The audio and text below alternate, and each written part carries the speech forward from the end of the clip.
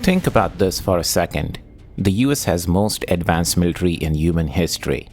It has F-35 stealth jets, aircraft carriers that operate like floating cities, and the world's most powerful AI chips. On paper, America is unstoppable. But does it actually hold the future? Or does China? Here's a surprise that might shock you. All of the military and tech dominance, it's kind of an illusion. Why?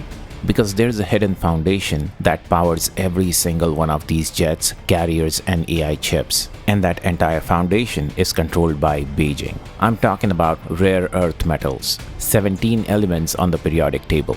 And I'm going to show you how to turn this massive supply chain gap into a huge opportunity for yourself, riding right alongside the US government, which is pouring billions into backing this system. It all starts by knowing precisely what stocks to watch. Let's dive in. What are rare earth metals and why do we need them? First, let's clear up the huge myth. Rare earth metals aren't actually that rare. They're literally all over the Earth's crust. Think of them like vitamins for technology. You only need a tiny pinch to build a smartphone or a jet engine, but without that pinch, the tech just doesn't work. And there are three major reasons why they are so critical. First, the super magnets. Elements like neodymium are mixed with iron to make magnets.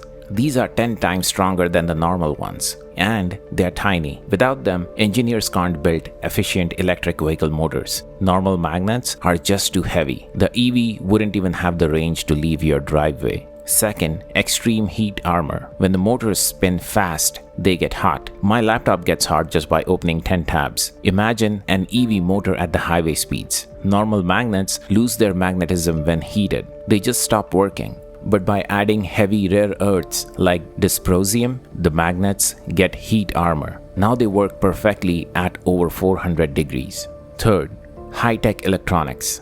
Rare earths are the secret ingredient in the best gear. Lanthanum bends light in night vision lenses. Europium puts the vibrant colors on your phone screens. And the AI boom relies on neodymium to power the cooling pumps and high-capacity hard drives in massive data centers. Without them, the digital world goes dark.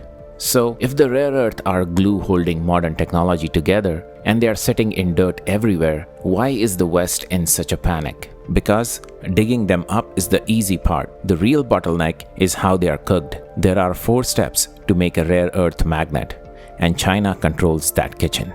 Now let's understand what are the 4 steps. To understand why this is a trap, you have to see the journey that metal takes. It's a simple 4-step process. It includes mining, processing, refinement, and manufacturing. Let's look how they work, starting with step 1, mining. This is the easy part. You just dig raw dirt and rocks out of the ground. These rocks are found all over the world. At this stage, it's no different than mining gold, copper, or even coal. You just scoop up the rock. Let's get into step 2, processing. This is where you take these rocks and separate the different rare earth metals hidden inside them. Think of it like trying to unmix a cookie dough. Once you mix flour, sugar, and chocolate chips together, trying to separate them back into clean piles is incredibly hard. That's this step. Separation plants wash that crushed rock in massive acid tanks over and over until they get clean powders for each metal, and throwing away the useless dirt we don't need. In the step 3, called refinement, now you have the clean, separated ingredients.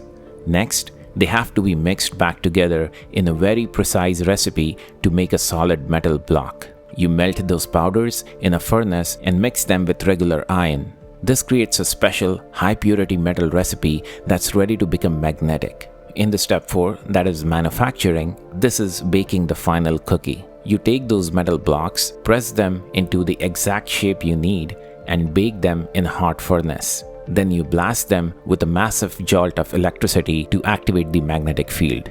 Only after this final step do you get the super magnets that power the world. Now let's see how that's being used as a geopolitical weapon.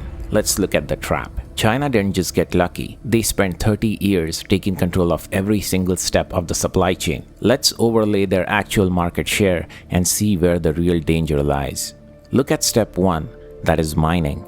China controls 69%.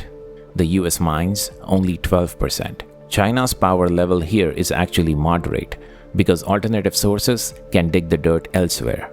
But look at step 2, processing. remember unmixing the cookie dough. China's control jumps to 85 to 90%. For decades, the West did the mining but had to ship the dirt directly to China just to get it processed. And it gets worse. Look at step 3, refinement, making the metal bricks. China controls almost 100% of the global capacity. Their power level here is total. And for step 4, manufacturing, that is making the magnets, they control over 90%. This means if you mine and separate the metals, you will have to go to China to buy the finished magnets that power your F-35 jets or your Tesla. Back in 1992, China's leader Deng Xiaoping famously said, "The Middle East has oil, but China has rare earths."